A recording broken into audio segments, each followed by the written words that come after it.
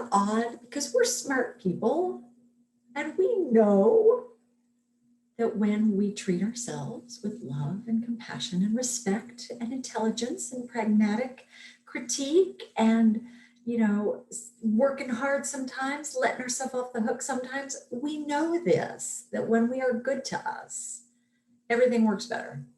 So there's not very many people arguing about that.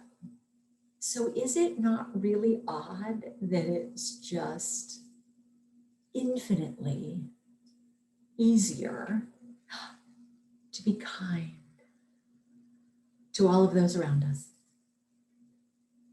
And it's a little bit harder to do that to us. He said that. I was talking to a group a couple weeks ago. They were like, it's not kind of harder. It's really, really harder. So wherever you fall on the continuum, the first thing I wanted to do is I want to give you some reasons so that your brain can kind of sink into like, why, oh, why? Here's the first one. We are smart people. We are smart beings. And from the time we are little humans, we are watching and learning. And a lot of this is habit from modeling. I will love it when one day I'm in a very large group of people and I say, how many people had parents who treated themselves with intelligent, warm, empowered, wise self-care?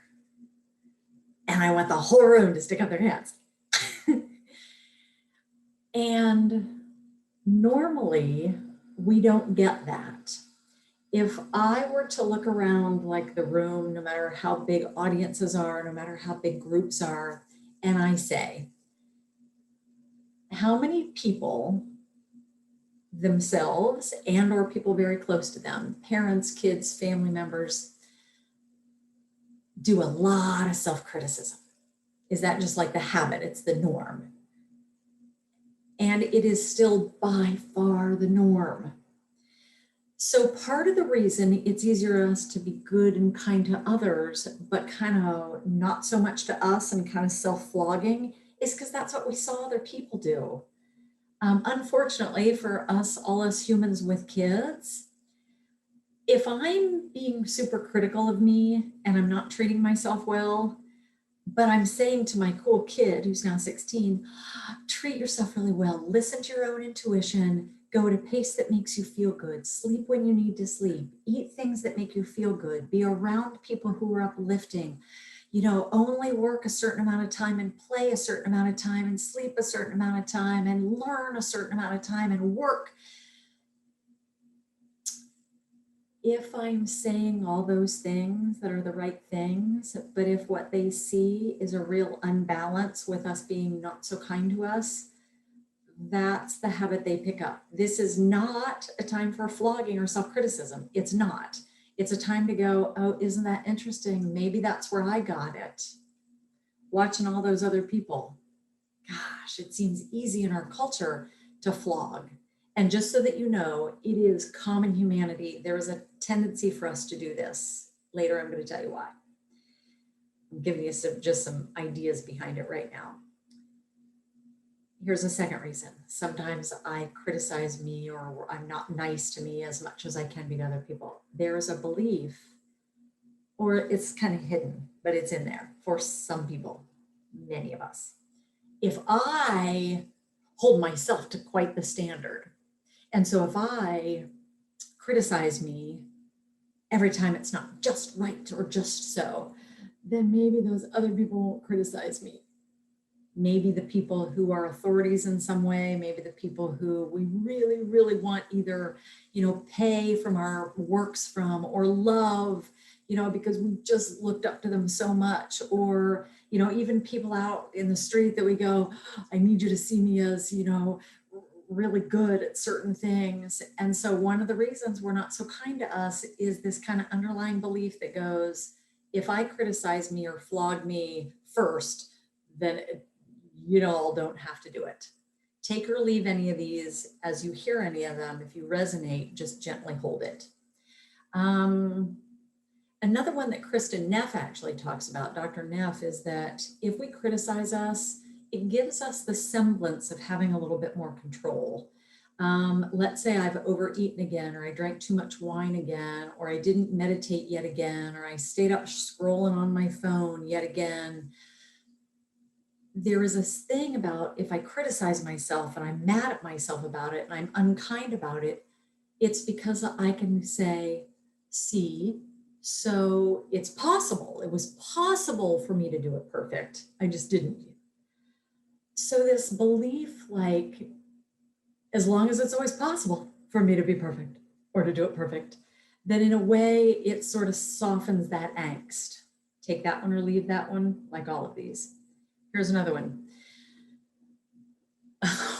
If there is kind of this imagined or real thing that you've ever heard or think you kind of imagining other people might be saying, or you've actually heard it, which is like, hey, don't you dare let yourself be all like happy and value yourself and let yourself off the hook when all of the people around the globe are suffering, or when we are suffering, or when I am suffering.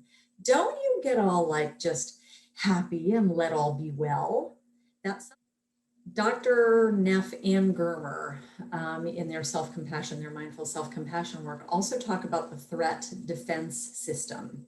It's fancy schmancy word for what happens that kicks in the fight flight response, which is basically our survival mode.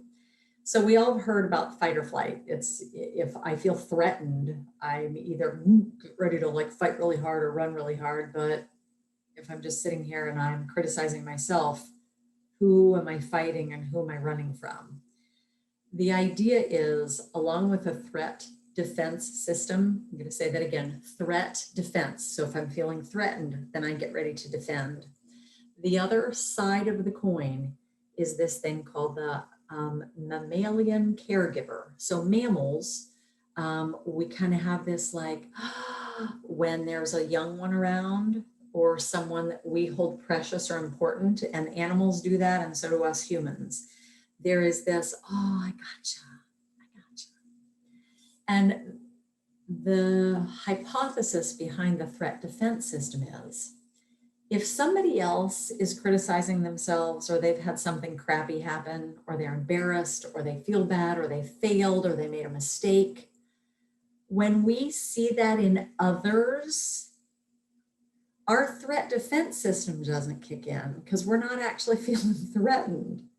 When we see somebody else struggle or fail or be sad or any of those things that look like stress, our mammalian caregiver instinct, it comes in and we go, whatever words, there's that like, I don't want you to suffer.